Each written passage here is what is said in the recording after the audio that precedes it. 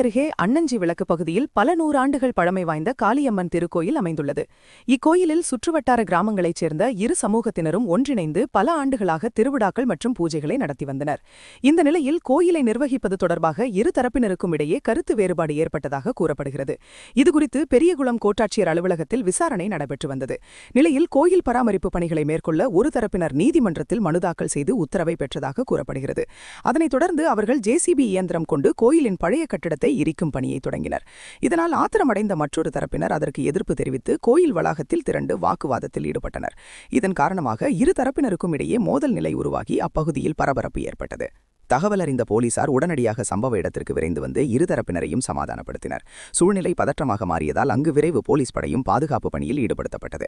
அப்போது அங்கு திரண்டிருந்த பெண்களில் ஒருவர் திடீரென மண்ணெண்ணெயை உடலில் ஊற்றிக்கொண்டு தற்கொலைக்கு முயன்ற சம்பவம் பெரும் பரபரப்பை ஏற்படுத்தியது. இதனை கவனித்த போலீசார் உடனடியாக அந்த பெண்ணின் மீது தண்ணீர் ஊற்றி அவரை பாதுகாப்பாக மீட்டு நிலைமையை கட்டுக்குள் கொண்டு வந்தனர். பின்னர் போலீசார் இருதரப்பினரையும் பேச்சுவார்த்தைக்காக அழைத்து சமரசம் காண முயற்சி மேற்கொண்டனர். மேலும் சூழ்நிலை அமைதியாகும் வரை கோயில் பராமரிப்பு பணிகளை தற்காலிகமாக நிறுத்தி அனைவரும் அங்கிருந்து கலைந்து செல்ல அறிவுறுத்தினர். இதையடுத்து இந்த பிரச்சனை மேலும் சமூக பிரச்சனையாக மாறாமல் சமாதானமான முறையில் தீர்வு காண வேண்டும் என அப்பகுதி பொதுமக்களும் சமூக ஆர்வலர்களும் மாவட்ட நிர்வாகத்திடம் கோரிக்கை விடுத்துள்ளனர். இந்த சம்பவத்தால் அன்னஞ்சி விளக்கு பகுதியில் ஒரு கட்டத்திற்கு பதற்றமும் பரபரப்பும் நிலவியது.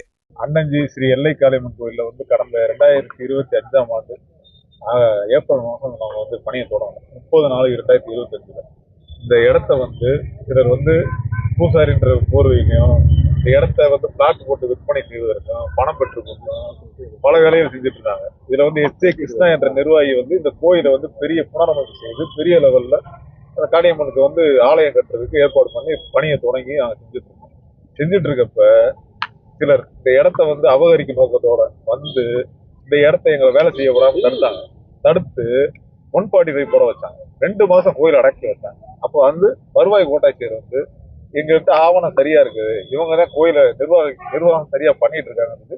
எஸ்.ஏ. கிருஷ்ணா என்பவர் அன்னஞ்சி சேர்ந்தவர் அவர் பணி செஞ்சாரு.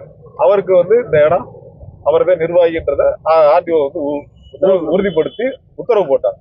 அந்த ஆர்டரை மதிச்சு நாங்க பணி செய்ய கூடாது கேட்கும்போது அள்ளிநகரம் காவல் நிலையத்தில் அந்த திரு இளவரசின்ற ஆய்வாளர் பணி செய்ய விடாம எங்களை தூண்டி விட்டு எதிர்த்தரப்பு தூண்டி விட்டுக்கிட்டே இருக்கும். அவங்களுக்கு எந்த ஆவணமும் கிடையாது. இந்த நிர்வாகம் பண்ணதுக்கோ இந்த சொத்தை கொடுத்தவருக்கோ எந்த வாரிசு இல்லை. இந்த சொத்தை கொடுத்தவர் ஒரே தீர்மானம் 1935 கொடுத்ததுக்கு காளியம்மனுக்கு தான் கொடுக்குறேன்னு சொல்லி எழுதி தானமா கொடுத்துறாரு. அந்த சொத்து யாருக்கு சொந்தம்? காளியம்மனுக்கு தான் சொந்தம். காளியம்மன் யாருக்கு சொந்தம்? இந்த ஊருக்கே சொந்தம். இந்த ஊர்ல இருக்க அத்தனை ஜாதிக்குமே சொந்தம். ஒவ்வொரு தனி மனிதனுக்குமே சொந்தம். இது எதுக்கு உனக்கு சொந்தம்ங்கிற? உனக்கு இதுக்கு சம்பந்தமே இல்லை. காளியம்மன்ற சொல்லுக்கு நாங்கெல்லாம் கட்டுப்பட்டு இந்த பணியை ஆரம்பிச்சு செஞ்சுட்டு இருக்கேன். எங்களுக்கு தடுதல் பண்ணாங்க. திருப்பணியை செய்யறதுக்கு தடுத்தல் எவ்வளவு தடுதலோ அவ்வளவு செஞ்சாங்க. அதெல்லாம் மீறி மாண்புமிகு மதுரை நீதிமன்ற உயர்நீதிமன்ற கிளையில எங்களுக்கு பாதுகாப்பு வழங்க வரைக்கும் உத்தரவு கேட்டோம். அது நான் வாங்கி 4 மாசம் ஆச்சு. அந்த உத்தரவு மதிக்கல. நாங்க பணி செஞ்சு திருப்பணி செய்யறதுக்கு பாலாலயம் பண்ணி நாங்க அம்மனை பாலாலயம் பண்ணியிருக்கோம். பண்ணிட்டு இருந்தா எப்பயும் எங்களுக்கு 1 வாரமா உத்தரவு பண்ணி நிர்வாகியை வீடு பூந்து அடிச்சு அவர் அட்மிட்ல இருக்காரு 4 நாளா. காவல்துறை இன்னைக்கு வரைக்கும் நடவடிக்கை இல்லை. எஃப்ஐஆர் போட்டு அந்த கொலை முறைகள் செஞ்சவங்கள கைது நடவடிக்கை பண்ணல. இதெல்லாம் கேட்கறதுக்கு போலீஸுக்கு வேலை இல்லை. எங்களை தடுக்கிறதே வேலையா இருக்காங்க. நாங்க எங்களுக்கு எடுத்துட்டு போல. காளியம்மனுக்கு கோயில் கட்டுறோம், காளியம்மனுக்கு சிறப்பா பணி செய்வோம். அது செய்யறதுக்கு எங்களுக்கு வழக்கறிஞர்கள் இத்தனை பேர் எங்களுக்கு வரல, காளியம்மனுக்கு வந்திருக்காங்க. இவங்களை தடுத்தீங்கன்னா அடுத்து அவங்க செய்வாங்க. என்ன வழக்கறிஞர் அவங்க தமிழ்நாடு ஃபுல்லா இருக்க வழக்கறிஞர்களை கூப்பிட்டு நீதிமன்ற மதுரை கிளையில போலீஸ் ப்ரொடெக்ஷன் வேணும்னு சொல்லிட்டு ஆர்டர் வாங்கியிருக்கோம். அந்த உத்தரவின் பேர்ல இன்னைக்கு இவங்க கட்டுறாங்க, எங்களுக்கு பாதுகாப்பு கொடுங்கன்னு சொல்லிட்டு 2 மாசமா இந்த ஆய்வாளர்கிட்ட நாங்க உத்தரவு கேட்டுட்டு இருக்கோம். அவர் இது சம்பந்தமா எந்த ஒரு நடவடிக்கையுமே எடுக்கல.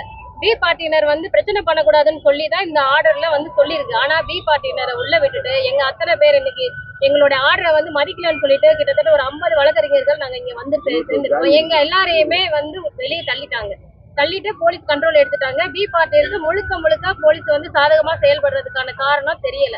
இதெல்லாம் பிளாட் போட்டு விற்கணும் அப்படிங்கறத அவங்களுடைய மெயின் எண்ணங்களா இருக்கு. இது சம்பந்தமா 21 சமுதாயம் சேர்ந்து கும்பிடுற கோயில் ஒரு சமுதாயத்துக்கு மட்டுமே பண்ணணும்னு நினைக்கிறாங்க. நாங்க இது கோயில் பொதுவானதா இருக்கு. இருக்கணும், எல்லா அவர் தானம் சமுதாயத்தினரும் கொடுத்தவரு. வந்து இது வழிபாடு செய்யணுங்கிறதா எங்களுடைய எண்ணங்கள். நானும் அவங்க எதுக்கு என்ன சமுதாயமோ அதே சமுதாயத்தை சேர்ந்தவங்க. என் நோக்கம் வந்து இந்த கோயில் அனைவருக்குமானது. இந்த சமுதாயம் எந்த சமுதாயம் இருக்குதோ அதே சமுதாயத்தை சேர்ந்தவங்க. என் நோக்கம் வந்து என் நோக்கமோ என்னை சார்ந்தவங்க நோக்கமோ பிளாட் போடுறது கிடையாது. என்னை சார்ந்தவங்க நோக்கம் வந்து கோயில் கட்டுவது, கோயில் திருப்பணி செய்வது. அதை செஞ்சே தீர்வோம், எத்தனை இடையூறு வந்தாலும் செய்வோம். நாங்க 50 வழக்கறிஞரும் சேர்ந்து டிஎஸ்பி கிட்ட நாங்க கேக்குறோம், எங்களுக்கு வந்து பாதுகாப்பு வழங்குங்கன்னு. நாங்க வழங்க முடியாதுன்னு ஓபன் டாக் குடுக்குறாரு. அது சம்பந்தமான வீடியோ எங்க கிட்ட இருக்கு. நீங்க என் பேரை சொல்லி கண்டெம்ட் போடுங்க அப்படின்னு சொல்லியிருக்காரு. நாங்க அது சம்பந்தமா கண்டெம்ட் போட்டு நாங்க ஆர்டர் வாங்குறோம். திரும்ப அதுக்கு என்ன பதில் சொல்றாருங்கிறதையும் நாங்க பாக்குறோம்.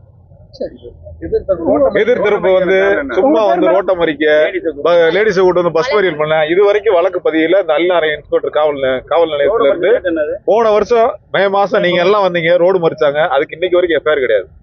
ரோட மறிச்சா எஃப்ஐஆர் இருக்கா இல்லையா, சட்டத்துல இது இடம் இருக்கா இல்லையா, மறிக்கிறதுக்கு எஃப்ஐஆர் போடக்கூடாதுன்னு இருக்கா, இது வரைக்கும் போடல.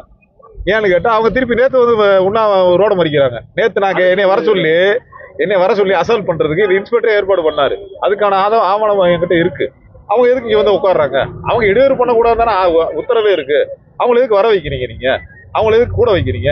அன்லாஃபுல் கேதரிங்க என்கரேஜ் பண்றது இந்த இன்ஸ்பெக்டர் இளவரசு தான். நாங்க வன்மையா கண்டிக்கிறோம்.